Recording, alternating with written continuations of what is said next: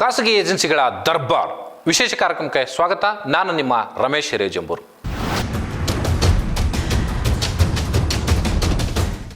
ಲಂಚ ಕೇಳೋದು ಮತ್ತು ಲಂಚ ಪಡೆಯೋದು ಎರಡೂ ಕೂಡ ಅಪರಾಧನೇ.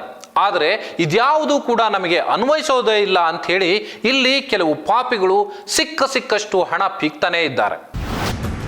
ರಾಮನಗರದಲ್ಲಿ ಲಂಚಾವತಾರ. ಲೈಸೆನ್ಸ್ ಪಡೆಯಲು ಕೊಡಬೇಕು ಕೈ ತುಂಬ ಲಂಚ. ಮಾಲಿನ್ಯ ನಿಯಂತ್ರಣ ಮಂಡಳಿಯಲ್ಲಿ ಬೇರು ಬಿಟ್ಟಿರೋ ಭ್ರಷ್ಟಾಚಾರ. ಸರ್ಕಾರಿ ಕಚೇರಿಯಲ್ಲಿ ಕಳ್ಳಾಟ, ಕಣ್ಮುಚ್ಚಿ ಕುಳಿತ ಕಾನೂನು ಸುವ್ಯವಸ್ಥೆ. ಕಾರ್ಖಾನೆಗಳನ್ನು ಸ್ಥಾಪನೆ ಮಾಡೋಕ್ಕಿರ್ಬೋದು, ಕ್ಲಿನಿಕ್ಗಳನ್ನು ಇಡ್ಲಿಕ್ಕಿರ್ಬೋದು, ಅಥವಾ ಯಾವುದೇ ಸಂಸ್ಥೆಗಳನ್ನು ನಾವು ಹೊಸದಾಗಿ ಸ್ಥಾಪನೆ ಮಾಡ್ತೀನಿ, ನನಗೆ ಲೈಸೆನ್ಸ್ ಬೇಕು ಅಂತ ಇವರ ಬಳಿ ಹೋದರೆ ಸಾಕು, ಕಂತೆ ಹಣವನ್ನು ಪೀಕ್ತಾರೆ. ಮುಲಾಜಿಲ್ಲದೆ ನಮಗೆ ಇಂತಿಷ್ಟೇ ಹಣ ಬೇಕು, ಹಾಗಿದ್ರೆ ಮಾತ್ರ ಲೈಸೆನ್ಸ್ ಕೊಡ್ತೀವಿ, ಇಲ್ಲದಿದ್ರೆ ಕೊಡೋದಿಲ್ಲ ಅಂತ ನೇರವಾಗಿ ಮುಖದ ಮೇಲೆ ಹೊಡೆದ ರೀತಿಯಲ್ಲಿ ಹೇಳ್ತಾರೆ. ಇವರೆಲ್ಲ ಹೇಗೆ ಹಣ ಪೀಕ್ತಾರೆ ಅನ್ನುವಂಥ ಸಂಪೂರ್ಣ ಡೀಟೇಲ್ಸ್ ಎಲ್ಲಿದೆ ನೋಡಿ. ಸರ್ಕಾರದಿಂದ ಲೈಸೆನ್ಸ್ ಪಡೆಯೋದಕ್ಕೆ ಬಂದವರ ಬಳಿ ಲೆಕ್ಕವಿಲ್ಲದಷ್ಟು ಹಣ ವಸೂಲಿ ಮಾಡ್ತಾ ಇರುವ ಪ್ರಕರಣ ರಾಮನಗರ ಪರಿಸರ ಅಧಿಕಾರಿ ಕಚೇರಿಯಲ್ಲಿ ನಡೆದಿದೆ. ರಾಜ್ಯ ಮಾಲಿನ್ಯ ನಿಯಂತ್ರಣ ಮಂಡಳಿಯ ಅಧಿಕಾರಿಗಳು ಹಾಗೂ ಖಾಸಗಿ ವ್ಯಕ್ತಿಗಳು ಸೇರಿ ನಡೆಸಿರುವಂತಹ ಒಪ್ಪಂದಗಳು ಮತ್ತು ಲೈಸೆನ್ಸ್ಗಳನ್ನು ನೀಡೋದಕ್ಕೆ ಲಂಚ ಪಡಿತಾ ಇರುವ ಪ್ರಕರಣಗಳು ಬೆಳಕಿಗೆ ಬಂದಿವೆ. ಈ ಖಾಸಗಿ ಏಜೆನ್ಸಿಗಳು ಕಾರ್ಖಾನೆಗಳ, ಕ್ಲಿನಿಕ್ಗಳ ಮತ್ತು ಸಂಸ್ಥೆಗಳ ಲೈಸೆನ್ಸ್ ಪಡೆಯೋದಕ್ಕೆ ಬರುವ ಜನರ ಬಳಿ ಮನಿ ಫಸ್ಟ್ ಕೆಲಸ ನೆಕ್ಸ್ಟ್ ಅಂತಿದ್ದಾರೆ ಈ ಅವಿವೇಕಿಗಳು.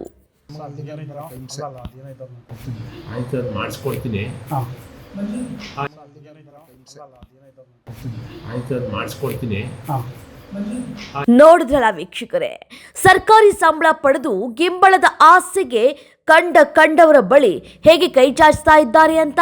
ಹಣ ಕಂಡ್ರೆ ಹೆಣ ಕೂಡ ಬಾಯಿ ಬಿಡುತ್ತೆ ಅಂತ ಕೇಳಿರ್ತೀರಾ. ಇವರನ್ನ ನೋಡಿದ್ರೆ ಅದು ಸತ್ಯ ಅಂತ ಸಾಬೀತಾಗುತ್ತೆ. ನಿಜಾಯಿತಿ ಇಲ್ಲದ ಇಂಥ ಖದೀಮರನ್ನ ಒಂದೇ ಕುರ್ಚಿಯಲ್ಲಿ ಕೂರಕ್ಕೆ ಬಿಟ್ರೆ ಕೂತಲ್ಲೇ ಬೇರು ಬಿಟ್ಟು ಅಕ್ರಮವನ್ನ ಬಹಳ ಸಕ್ರಮವಾಗಿ ಮಾಡ್ತಾ ಇದ್ದಾರೆ ಈ ನಾಲಾಯಕ್ಗಳು. ತಮ್ಮ ಕರ್ತವ್ಯಗಳನ್ನು ಸರಿಯಾಗಿ ಮಾಡದ ಸೋಮಾರಿ ಅಧಿಕಾರಿಗಳು ಈ ಖಾಸಗಿ ಸಂಸ್ಥೆಗಳೊಂದಿಗೆ ದೋಸ್ತಿ ಮಾಡಿಕೊಂಡು ಅದರಿಂದ ಲಾಭ ಪಡಿತಾ ಇದ್ದಾರೆ. ಏಜೆನ್ಸಿ ಸಿಬ್ಬಂದಿಯೊಂದಿಗೆ ಹತ್ತಿರವಾಗಿ ಕಾರ್ಯನಿರ್ವಹಿಸ್ತಾ ಇದ್ದಾರೆ. ರಾಜ್ಯ ಮಾಲಿನ್ಯ ನಿಯಂತ್ರಣ ಮಂಡಳಿಯ ನಿಯಮಗಳು ಮತ್ತು ಕರ್ತವ್ಯಗಳನ್ನು ಕಸದ ಬುಟ್ಟಿಯಲ್ಲಿ ಬಿಸಾಡಿ ಸರ್ವಾಧಿಕಾರಿಗಳಂತೆ ಮೆರಿತಾ ಇದ್ದಾರೆ.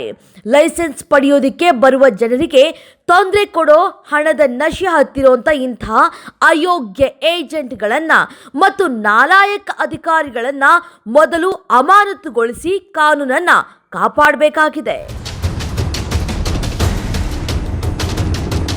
ನೋಡಿದ್ರಲ್ಲ ವೀಕ್ಷಕರೇ, ಪಾಪಿಗಳು ಹೇಗೆಲ್ಲ ಹಣವನ್ನ ಪೀಕ್ಲಿಕ್ಕೆ ದಾರಿ ಮಾಡ್ಕೊಂಡಿರ್ತಾರೆ ಅಂತ.